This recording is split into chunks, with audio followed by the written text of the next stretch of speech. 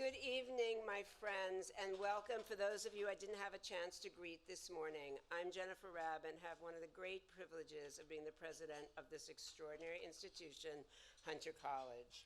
We're meeting tonight at Roosevelt House, the one-time home of Franklin and Eleanor Roosevelt, which the president arranged for Hunter to buy in the early days of World War II. And then, in a true act of his own philanthropy, FDR donated 10% of the purchase price.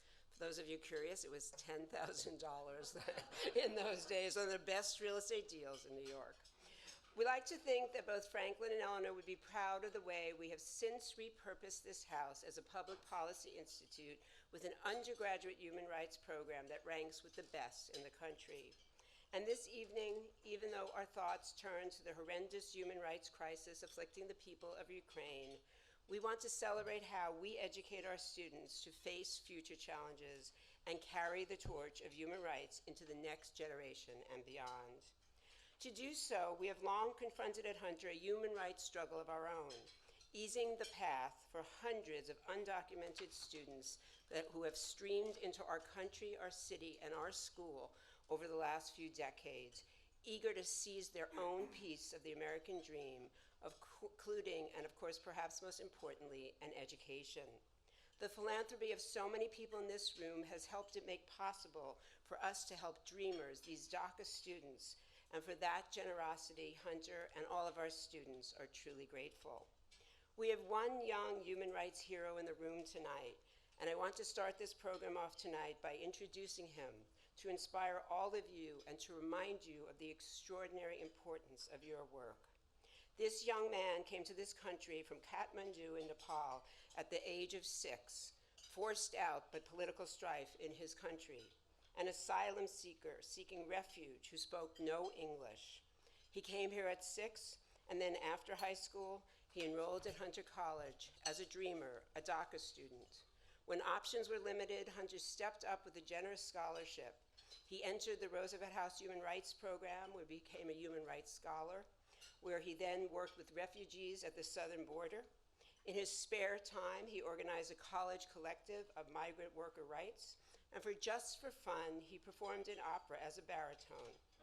As President Zelensky said last night on the Grammy Awards, sometimes the best way to get through war and conflict is through music.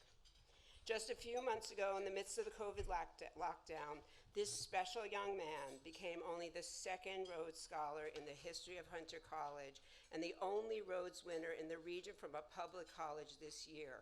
After graduation in June, he heads to Oxford to pursue a master's degree in refugee and forced migration policy. This is a true and ongoing human rights triumph, and we are so, so proud of him. So please welcome Davinash Dave Basnet. Dave, please stand so we can congratulate you.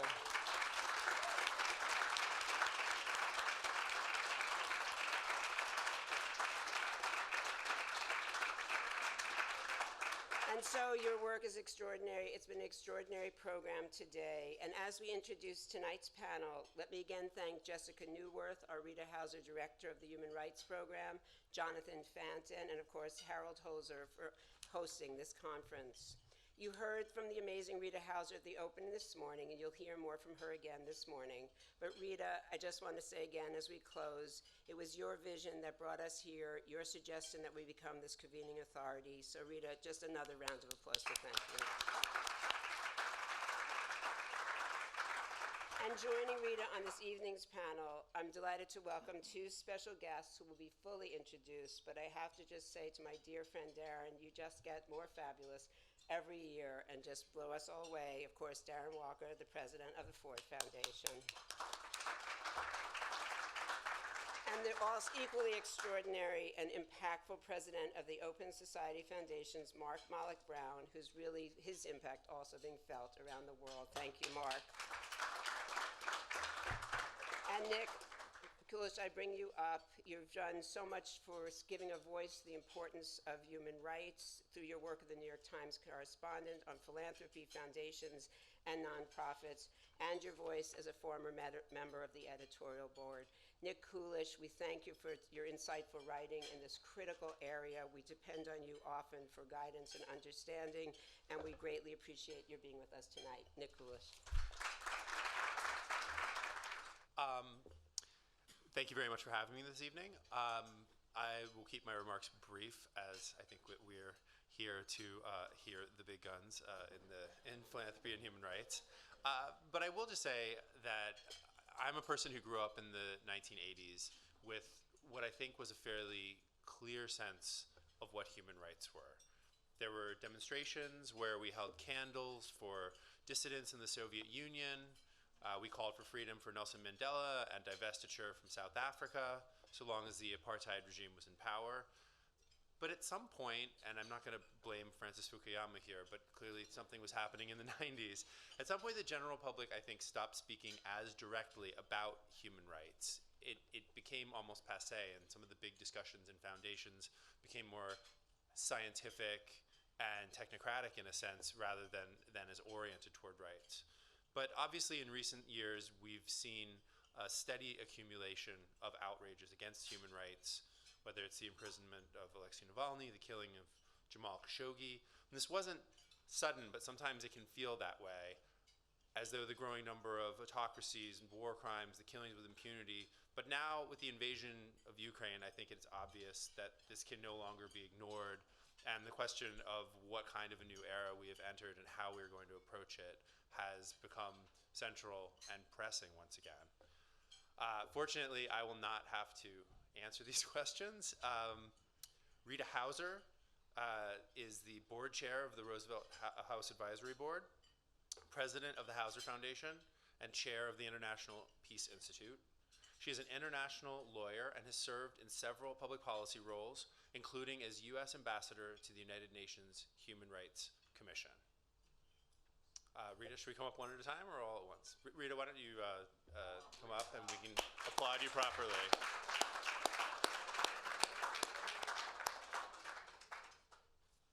She has one small thing to attend to, and then she'll jump up. In the meantime, seated to her right, Mark Malik Brown is president of the Open Society Foundations, the world's largest private funder of independent groups working for justice, democratic governance, and human rights. He has worked to advance human rights, justice, and development for more than 4 decades in a variety of roles with the United Nations, the World Bank, and as a British government minister, as well as with a range of civil society groups and business. He's also not afraid of a few tough questions, I can add personally.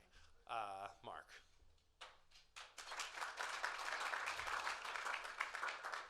And finally, Darren Walker is president of the Ford Foundation, a $16 billion international social justice philanthropy. Under his leadership, Ford became the first nonprofit in U.S. history to issue a $1 billion designated social bond to stabilize nonprofit organizations during the COVID-19 pandemic. Before joining Ford, Darren was vice president at the Rockefeller Foundation, chief operating officer of Harlem's Abyssinian Development Corporation, and he co-founded both the U.S. Impact Investing Alliance and the President's Council on Disability Inclusion in Philanthropy. So this is our panel, and I invite everyone up here to join me. So initially when we were thinking about questions, I actually had posed the first as why historically human rights have been seen as so important. But I think I'm going to skip that question, both because the people in this room, I think, are very conversant in human rights, and also because we are less than in years past focused, I think, on the history and more focused on looking forward. So I think that I'll actually start with a question for Mark, because as we know, the Open Society Foundations are already in the midst of a fairly significant restructuring and transformation. And I was wondering if you could talk a little bit about to what extent that is driven by the human rights challenges and the rising authoritarianism that we see in the world. And if you could address somewhat specifically how that changes your approach to funding dealing with the threats to human rights. Well, Nicholas, thank you. Nicholas, thank you. And you know, you asked me that same question some months ago when you were writing about us, and I remember thinking my answer sounds a little stilted and maybe out of date, because I was talking about, you know, authoritarianism having become the primary challenge to human rights, and that an awful lot of things that we were doing were ultimately tributaries of that sort of central river, which was the threat to democracy. And, you know, I struggle with painting it in those sort of bold colors because, you know, so much of the subsidiaries, those tributary rivers, whether it is LGBTQI or all the other issues that we fight for around the world, have been so key to us over the last 30 years. But there's a sense that if you lose on the main issue, then everything else recedes as well. You know, it's very hard to imagine societies which are getting less democratic, treating their minorities well. And so, you know, in some ways we have been thrown way back to a world which is in some ways slightly analogous to a Cold War world. I think the comparisons can be overdrawn, and I think they take one into dangerous places if one's not careful about it. But I think those of us who believe in human rights are in a fight for our lives. And, you know, that in that sense, you know, it is, and this is where a metaphor that you've heard me use before and which troubles many of my colleagues, you know, it's no longer peacetime generalship, it's war. And, you know, Ukraine tragically, sadly, has become the sort of, if you like, the iconic expression of that. But, you know, it has been preceded by just steady setbacks, as Freedom House reports annually over the last 16 years in democracy around the world. So, yeah, I think we've got to concentrate on that central threat. And, you know, that is certainly driving our strategic allocation of funding and the campaigns we take on and the grantees we work with. And, you know, if it leads to having to do less in some of the other areas, we do it with heavy hearts, but just with the feeling that if we don't win the main battle, we're definitively going to lose the side ones. Darren, I have a question for you. Ford, I think, occupies a really special and unique place in the history of human rights advocacy. If you look at the early support, for instance, for US Helsinki Watch, and you used to have a program officer for human rights in every office. But, you know, in 2015, you know, Ford changed its approach a little bit, identified inequality, you know, as the central focus.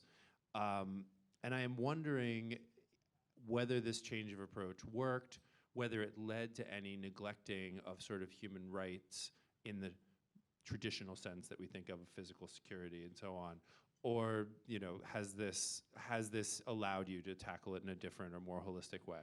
What would you say? Well, I would start by saying that there is no doubt that at the foundation, human rights was organized, like much of the work that we have done, in silos and in a very discipline-based framework, where there was often not an integrated approach or the level of nuance to understand the interdependency and the core issues upstream that actually could lead to what would be understood as violations of human rights. And so what I mean to say very specifically is that we came to an understanding that the way we approached human rights was insufficient for the ways in which people who were often victims experienced living.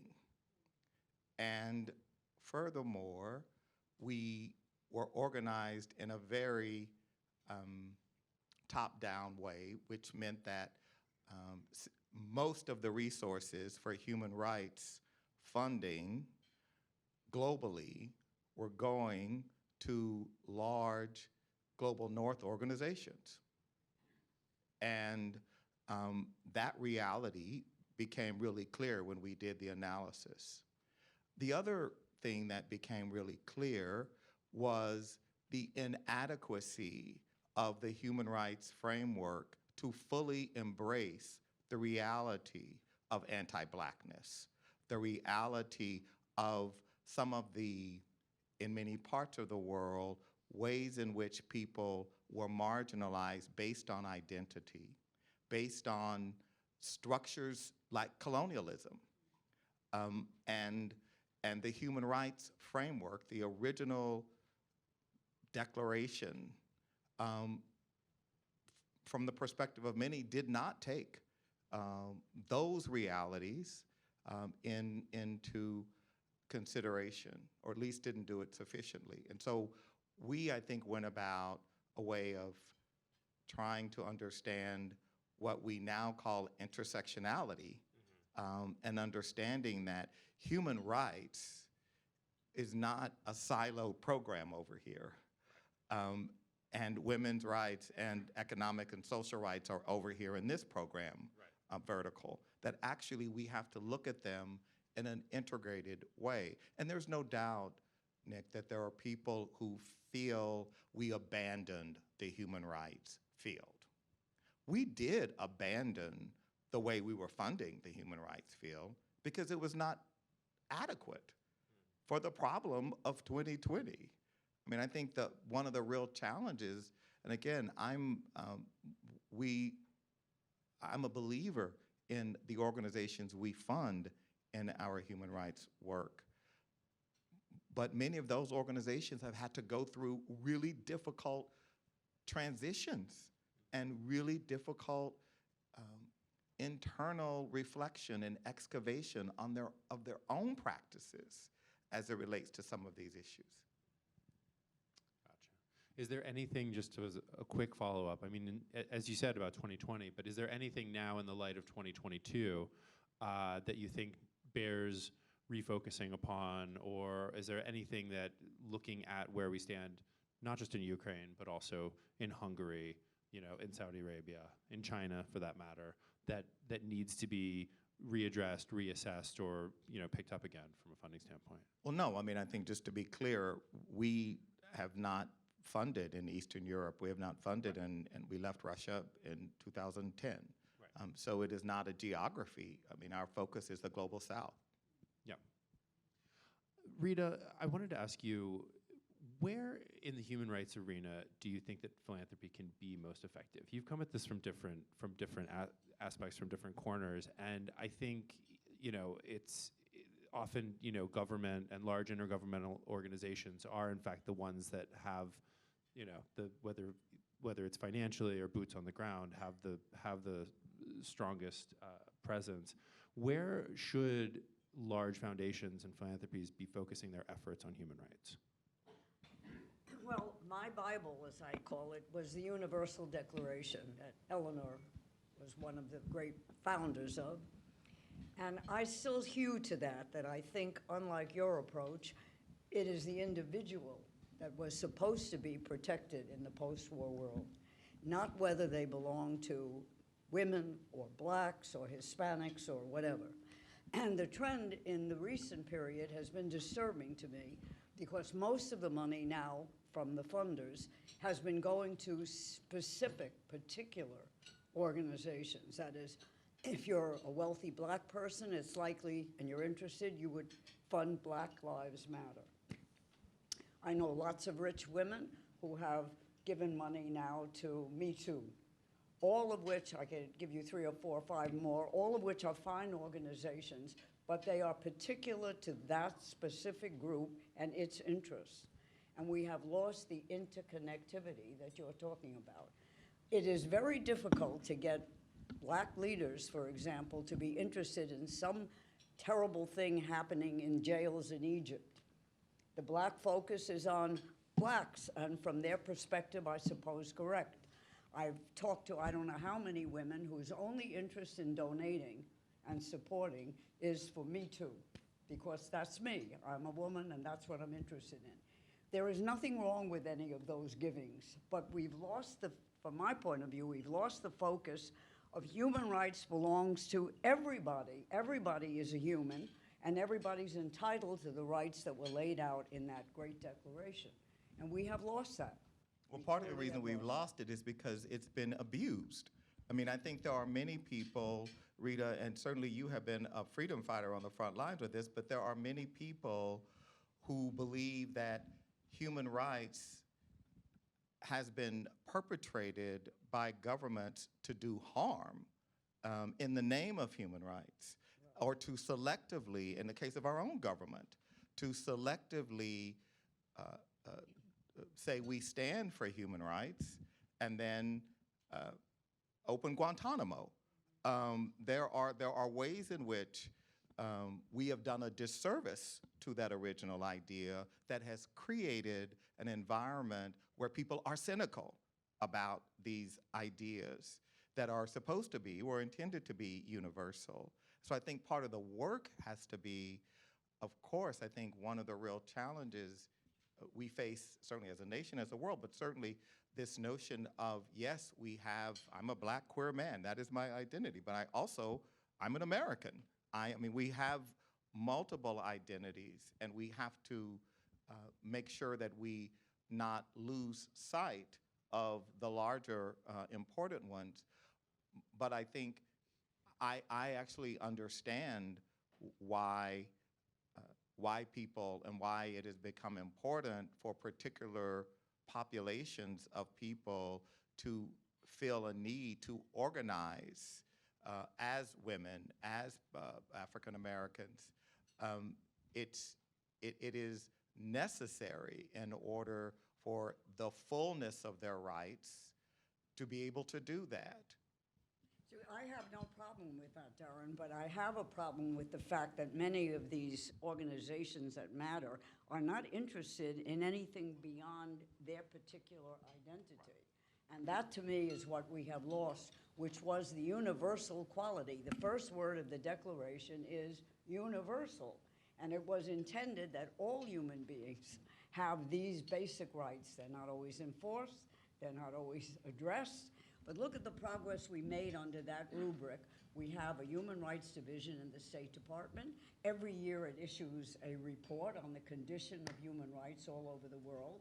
Every embassy has a human rights officer. All of those things happen because we approached it on a universal basis. And I struggle with the difficulties between the universal and the particular. I have no objections to the particular, but how do you make it more universal so that you get an organization that's dedicated to Blacks that gets all excited about something terrible that's happened to women somewhere? That's the thing that is escaping me in the current environment. But beyond the idea of thinking universally, which I think also, in a sense, is something that intersectionality approaches, right? Which is the idea that these issues intersect and also heighten or worsen conditions. But what would you say, Rita, should be done now to deal with the changing situation that we're in? Beyond thinking more universally, are there specific areas or specific programs that you think need our attention to try to sort of stem this tide? Well, I think we have to have much more, education of the next generation as to what all this was and how it began and how it came out of the horrors of World War II and concepts of genocide and things like that. So, for example, I funded this human rights program here at Hunter with that specific purpose in mind. And this young man here is carrying it out, that the students would know, and I did the same at Harvard, that students would know about universal human rights, that it wasn't just I'm Black and therefore I have to be involved with Black things, but there are a whole bevy of rights that belong to everybody. And everybody should know about what is freedom of speech, what is freedom of expression, what is freedom of assembly, things of that sort, which escape many students. So that was how I approached it, by funding education. I thought that was the right way to get into it. Mark, you look like you want to jump in. Yeah, I mean, I think that a metaphor usually used about markets, so it's inappropriate perhaps to use it for human rights, but all boats float or sink together, and I think Rita has an important point. But I also absolutely profoundly agree with Darren that, human rights, which all of us in this room have devoted, many of you, much more of your lives to it than I have, we've somehow have allowed it to get captured by the status quo. In some ways, the excitement, the freshness, the inclusiveness of the vision of Eleanor Roosevelt is not what a lot of people around the world connect with human rights today. And when I, worked in development at the UN and the World Bank, it was a sort of standing concern that economic rights seemed to be de-advantaged at the expense of political rights. But, I like many others, as we've seen groups like Black Lives Matter come forward, I think have recognized Darren's point about the sort of the unintentional white nature of rights. And by the way, it's not just black guys who fund Black Lives Matter. I'm afraid OSF, Really? the OSF was a very big funder of it. George Soros was a champion from the beginning and a very proud one of it. But I think this return to universality, while recognizing that the fact we'd lost universality was because we hadn't been inclusive enough of these different groups, is so critical, because if we don't stand together on this, the whole agenda gets lost, I think. Darren, did you have something to add to that? Mark, I think I will appeal to you as the non-American in the room for a moment, picking up on something that Darren had said, because I had been thinking recently, especially because I write a good deal about groups like the Gates Foundation and Bloomberg Philanthropies, which obviously are very focused on public health and issues like that. But when Darren mentioned Guantanamo, or probably just as easily could have mentioned Abu Ghraib, I'm kind of wondering if that was if the other side of the coin there is the United States very much losing even more of the credibility that it once had on human rights as an issue, and making it more easy for autocrats around the world to sort of point the finger and say, look at what you're doing before you come and try to castigate us for our rights violations. Well, obviously the Trump years were particularly bad years for that. And, as someone who spends a lot of my time working on African issues, Magufuli, the president of Tanzania, not a household name to many Americans, but he relished in the label of the African Trump and, just trashed human rights in Tanzania. He had a very Trumpite end in that he denied COVID was a disease and then promptly died from it. So, it had us, I saw across that continent, in the behavior of MBS in Saudi Arabia, time after time, the degrading of America's moral leadership allowed very bad people to do bad things without the constraint that they'd had before. But, in a way, the US has always struggled with this for the reason that Darren said. You can't be a global power and not deal in a politics of interest as well as a politics of values, and that exposes you to, double standards of apparent contradictions. So, it's not new that the rest of the world views America's human rights declarations with some skepticism and suspicion. But I think, today it's particularly extreme. The legacy of Trump, then you get to the Democracy Summit of Biden, which, was okay, but didn't really seem to know where it was going. And, then you get to Ukraine, where America's moral voice has been called out, and very powerfully and strongly so. But it is a voice built on those foundations of sand, and it's not enough to keep the world on side on Ukraine. It's going to need a lot of other countries and a lot of other civil society voices to come out if this anti-Russia coalition is to be maintained. And I would just say the number of ministers I have sat with, I can't name the countries, but you can imagine, making the case for human rights. One example, literally, this person said, "Are you kidding? I saw what happened to Freddie Gray in Baltimore. You're here to talk to me about the Ford Foundation wanting to commit to human rights?" What's changed, because Mark is right, and the United States government understood in the 1950s and 60s how the civil rights movement could be an accelerant or a hindrance to advancing human rights in the world. And so there was attention to that. But there was no social media in the 1960s. So every day around the world, visual imagery of wrongdoing and violations of human rights in our own country is broadcast to the world. And so it undermines, and this is why the question of identity is important, because the people who are being brutalized and victimized are consistently the same color or gender.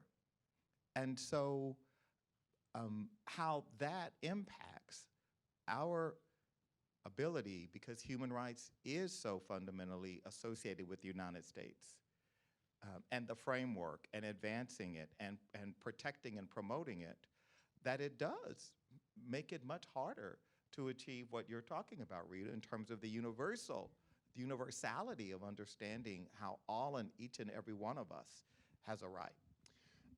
Can then philanthropy help us regain, if not higher ground, solid ground on which to stand and on which to call out, or from which to call out human rights violations abroad?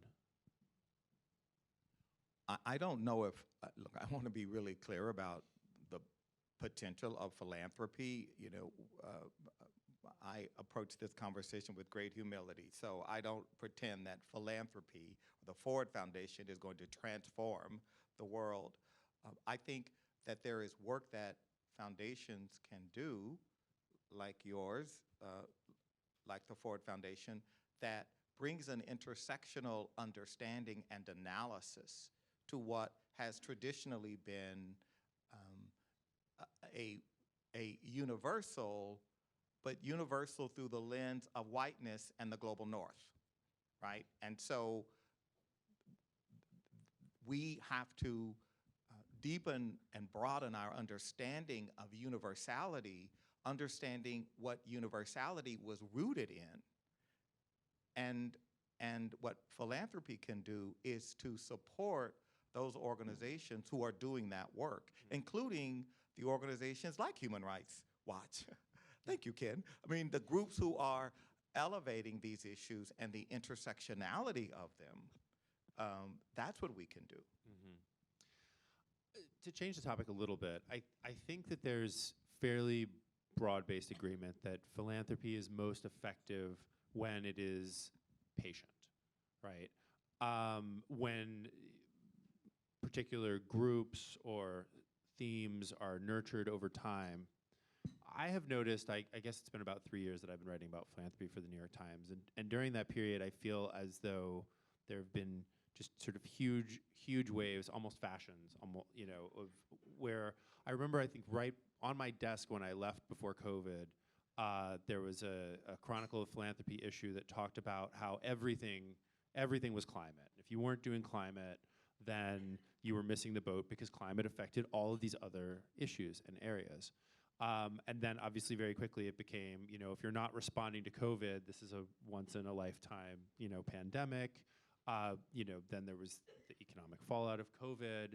Then there was I would say a refocusing on Black Lives Matter, because obviously that goes back, you know, a number of years before that. And then, you know, we could say at the moment, obviously we're talking again back to the future about Eastern Europe and the former Soviet space. But so I guess that my question is there an extent to which funders can be sort of quick to jump on things as though they are trends and kind of lose sight of the longer term?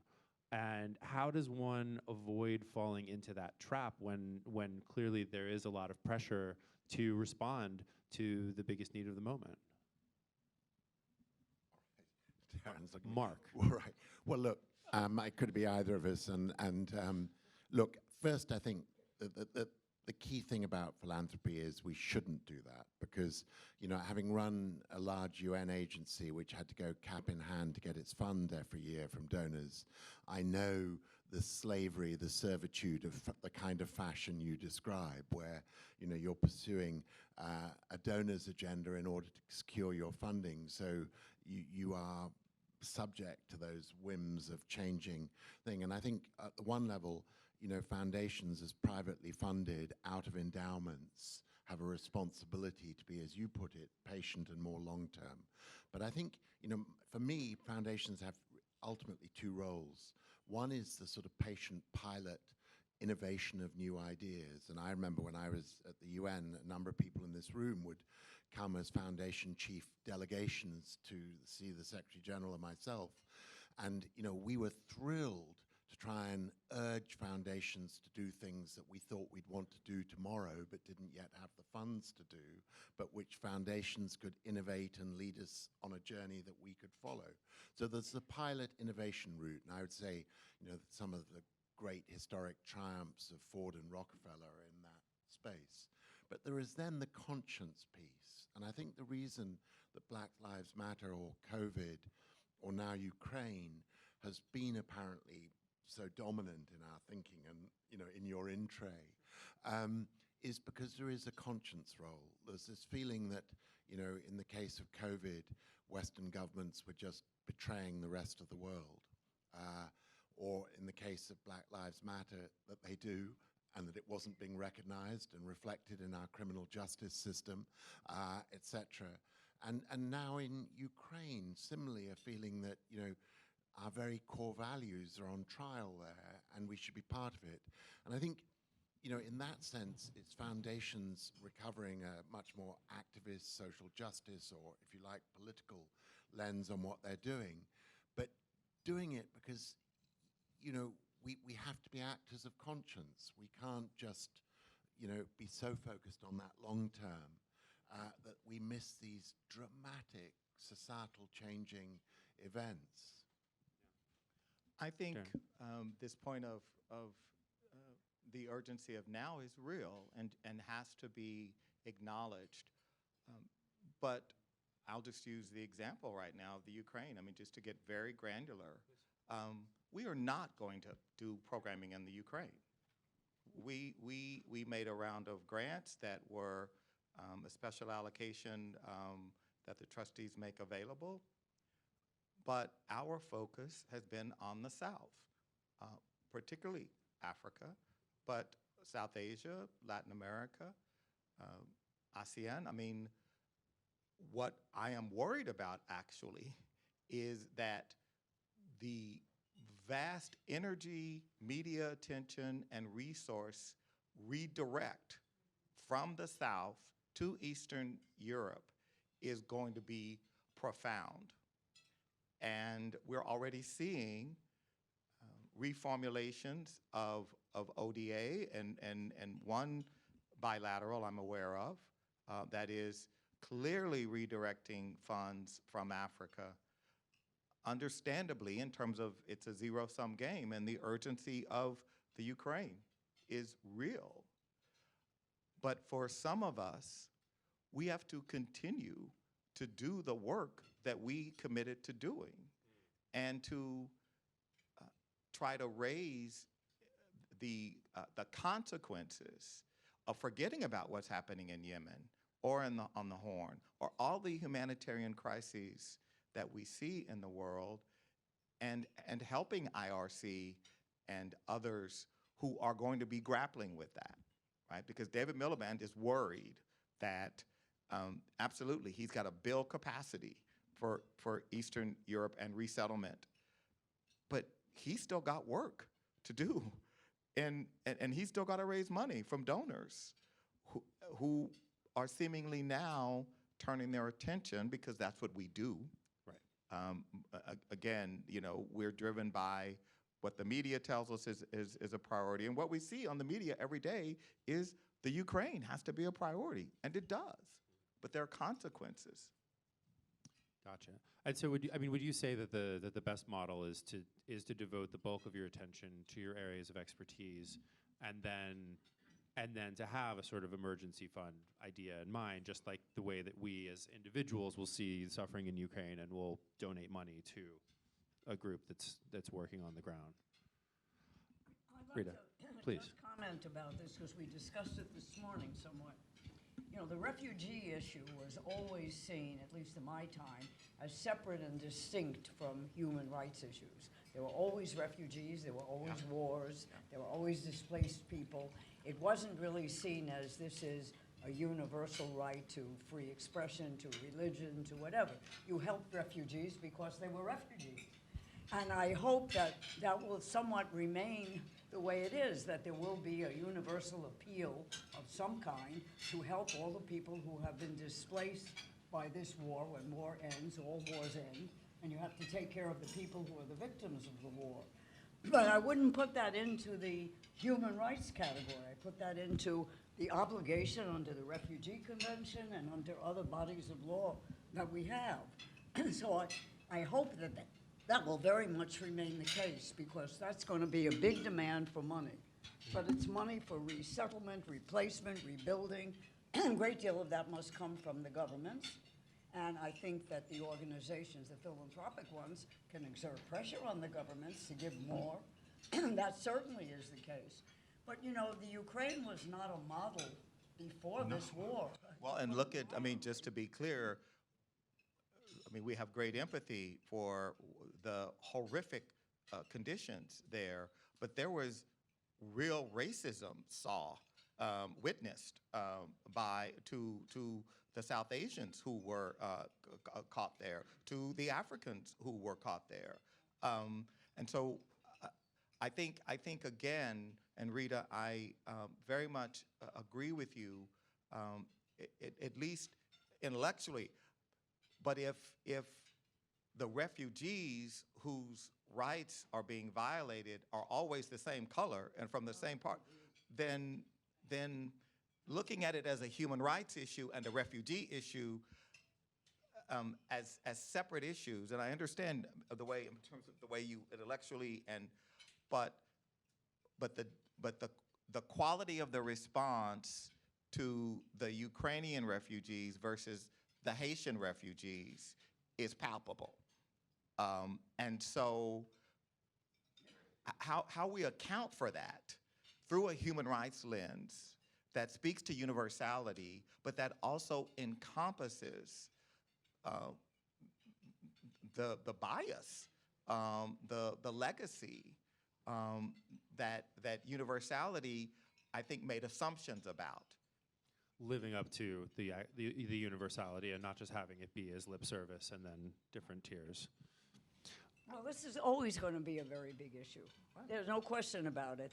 The rectitude about taking in Muslims, because they're Muslim, we all understand that it will be much easier for many people to accept refugees and help and so on for the Ukrainians, because they're overwhelmingly white and Christian. And that certainly will be, that's an element that we live with. And I would like to try to see how we can begin to pierce that, so that if you're giving money for refugees, yes, Ford should say it has to be equally divided, or in some measure divided among Muslim refugees. There are going to be plenty of them. This is where equity comes in. When people Yes. talk about equity, this is what it looks like. And that is something you should absolutely pursue. But it's Martine, I think- she's I think giving Mark us a wanted- good strategy here for our grant making. It's called equity. Well, I think you know, Mark wanted to jump in. David Miliband has sensibly put on his website, and rather proudly so, that if you're contributing for Ukrainian refugees or humanitarian assistance, be aware your money is also going to be given to our other refugee populations. And I've actually, you know, I was interested, I mean, I was in the UK last week and did quite a lot of media, and despite the fact we're the biggest foundation in Ukraine, it wasn't actually about Ukraine. It was all about, don't forget the Afghanistan pledging conference of last week. And by the way, the Yemen pledging conference has just only got a third of what it was asking for. And you know, one of our first grants we made in Ukraine after the conflict began was to support groups who were supporting refugees, non-Ukrainian refugees trying to leave the country. So I think, you know, to go to Darren's point, you know, even if we happen to have a strong Ukraine, I mean, our founder's been there dozens of times. We've spent nearly $250 million on civil society development in Ukraine. So we're deeply invested there over the last 30 years. But, you know, if we can't see beyond that to meet Darren's agenda of making sure other groups are given equal voice and weight, or at least that we argue for them and try to invest to secure that, then it's a very narrow, captured philanthropy and not the right approach. I think you're getting some uniform view here. We all recognize the realities of the world. So, you know, the whole point is to take any distressed population and say, all of these rights have to be applied across the board. You know, you're not going to say we're going to give money so only the white Christian refugees are going to benefit from it, or from Haiti, of course, and the same kind of approach. And I lament the fact that I think we've lost that universal approach. Sure, and I think that for me as a former East Africa correspondent, having covered conflicts in places like South Sudan, you can see those pushed off our own front pages more quickly than others, and that absolutely is a reality.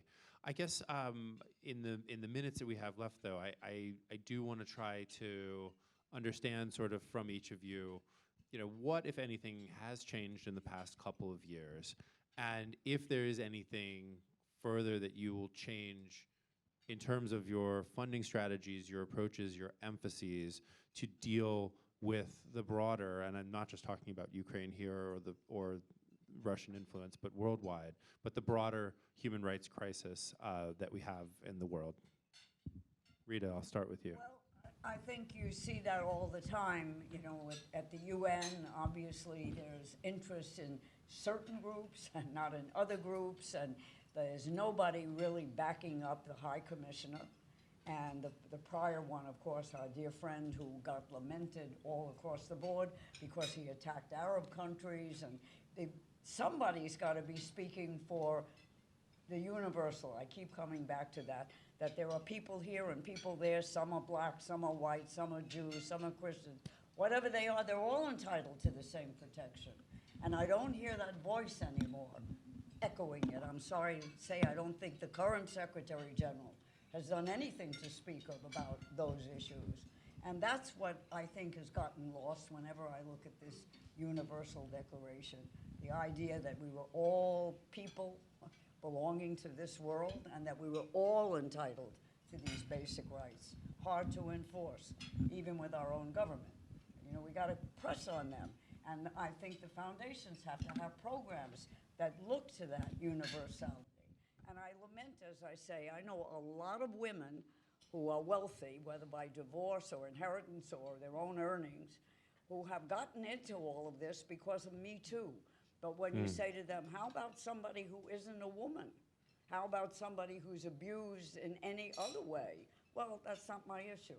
That's the answer I've gotten from I don't know how many women I have talked to. And it is very distressing to me. I'm happy to see them with the Me Too business, with harassment and all that, but it cannot be that they say to you, well, if somebody else is beaten up and not allowed to speak and can't exercise their rights, doesn't concern me because it isn't a woman's issue. That's where I think we really have to make a different push. Darren, what about you? So I think what's happened, and I'll take a step back, because I think the human rights, the movement, the institutional framework is part of a larger system. It's a system that obviously includes the entire international development order that was created in the wake of Bretton Woods and was architected by a group of global North nations with a point of view about what development in the third world looked like and how to help those people make progress. And I think we have, and the human rights movement was an adjacency in that entire sort of 60, 70-year enterprise. And I think what's happened in the last couple of years is that many people, especially people in the global South, but not just in the South, in the North, have concluded that that system needs to be reimagined. that system needs to be fundamentally disrupted, and the rules need to be rewritten. And who's driving the rearticulation needs to be a broader set of nations and actors. And that is really difficult, because when you're talking about international finance, international development, which in my view has failed. It's failed. It is a very, there are absolutely cases and examples of where it has made progress and where there have been monumental advances.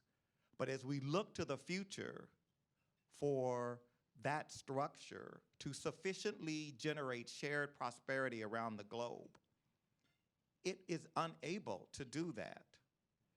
And so we need, and certainly what I think we at the foundation are exploring and supporting, is who are those thinkers, leaders, people, organizations who are engaged in that enterprise, in the work of what comes next, and how do we not lose the universality of the Declaration and the original ideals that undergirded it, just as we not lose the original aspirations to say that we should have development in the Global South, that there should be economies in the Global South. So these aspirations, but the mechanisms that were created to achieve that are woefully inadequate, because they continue to favor the already privileged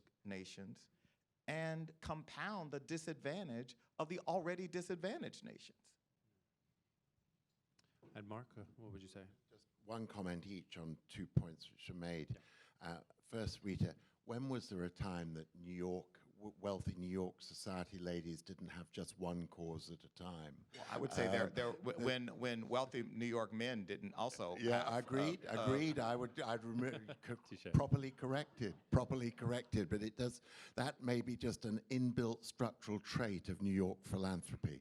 But Darren, I think to the point about the sort of inequality of things. I mean, you and I have both been living this, both very active around, trying to get COVID vaccines for the Global South. And, there could be no stronger, more definitive statement of an imbalanced, unfair, unjust system than the way this vaccine issue has been dealt with. But, I would just argue that we're broken at two levels. We have a multilateral system which is profoundly broken, and hence the weakness of the human rights mechanism at the UN, if you like. But we do have to remind ourselves there was really only a golden decade, at the most from the fall of the Berlin Wall, but maybe more realistically from the end of the Balkans War up until 9/11. And there was a period when a very talented, able Secretary General, Kofi Annan, and 3 high commissioners for human rights, Sergio Vieira de Mello, Louise Arbour, and Mary Robinson, were able to shine and star because there was this unique moment in the 80 years of the system of, some degree of global consensus and an acknowledgement, even by the more authoritarian governments, China, Russia, others, that the trend seemed inevitable towards a more democratic shared future.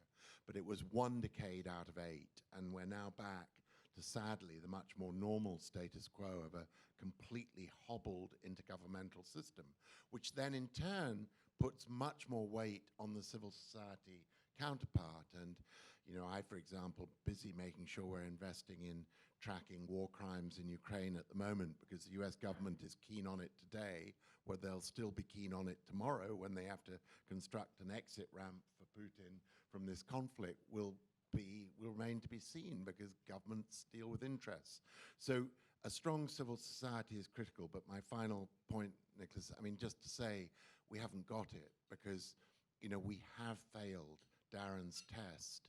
We've come across as a community which is not universal enough in terms of our outrage about different groups excluded from human rights. And so, I think it's a real challenge. We've got to both be much more, if you like, imaginative and ambitious, but also much more political in understanding our enemies and how to, overcome them. I mean, we just, there was a result in just yesterday in Hungary where Orban won again a 2/3 majority.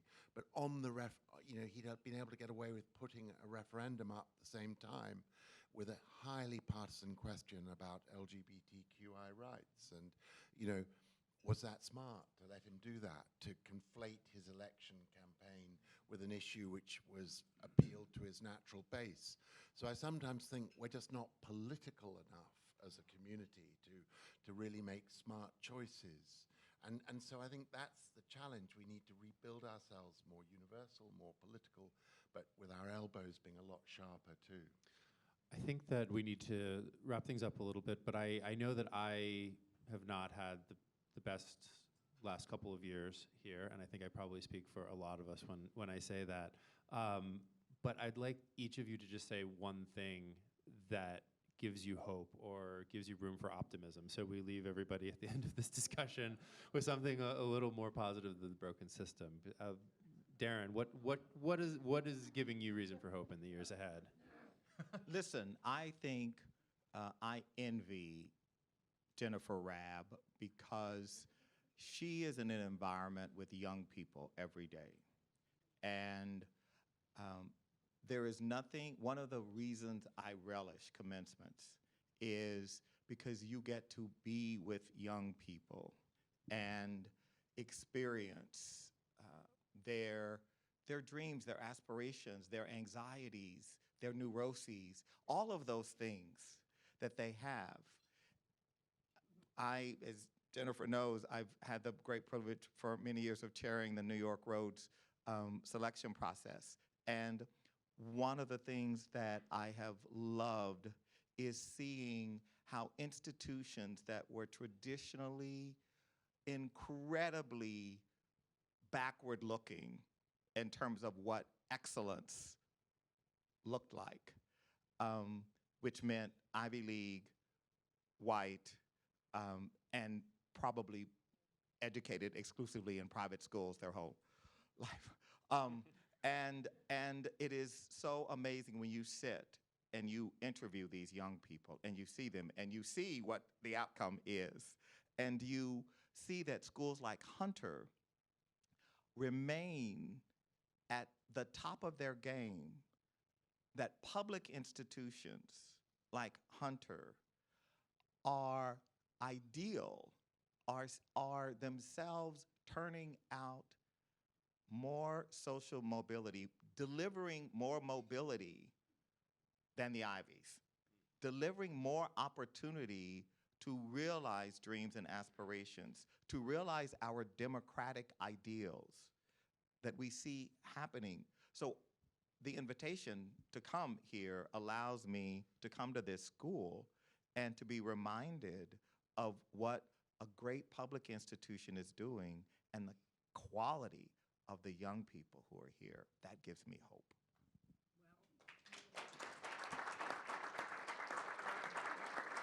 I can only say ditto because I certainly put my money where my thoughts were. But I would like very much to say that I have reason for hope in that the term, the concept, the idea of human rights has planted itself in the world at large. Everybody speaks about it, whether you support it, you're not supporting it, you're violating it, you're accused of it. Everybody talks about human rights. Now, that was not the situation before World War II, by any means. And that's why the Universal Declaration is what I call the Bible.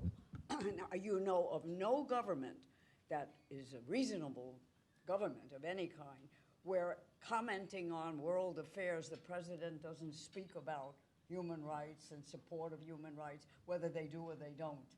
It's something that is ingrained now in the society, and that's an enormous leap in history.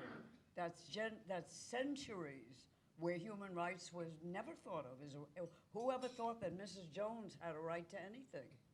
And today, that is very much with us, and the job is to see that it is enforced.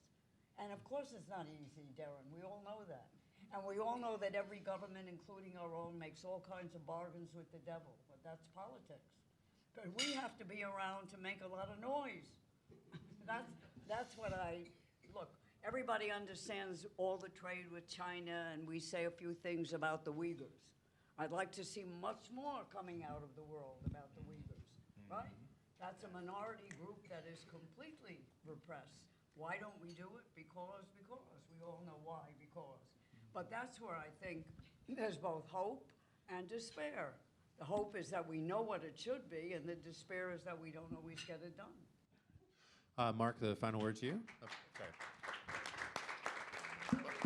Well, you know, because we've begun with a wonderful story of a young man going from Hunter as a Rhodes Scholar to Oxford, my sort of pause for hope and thought comes at the beginning of my 40 years of doing this in South Sudan, meeting an extraordinary American academic. I was a young UN refugee worker, and I had one obsession, which was no more refugee camps, because I saw them as some kind of light form of incarceration and believed profoundly in the model of integrating refugees into local communities, which in Africa was much easier to do than Asia, where I had come from, because there was a much greater spirit of hospitality. And this academic, Barbara Harrell Bond, our minds connected on this.